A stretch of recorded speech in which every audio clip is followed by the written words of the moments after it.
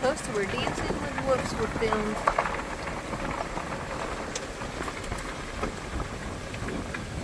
Some water.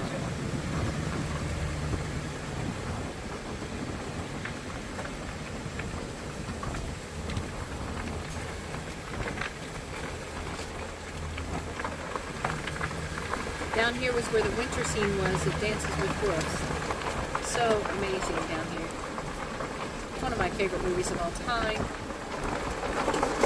Believe it or not, my man hasn't seen it, so when we get home from vacay, he's watching it. It's going to kill him. He's going to hate it, but after as many places that we've seen through South Dakota where it's Dancing with Wolves, yeah, he's got to watch it.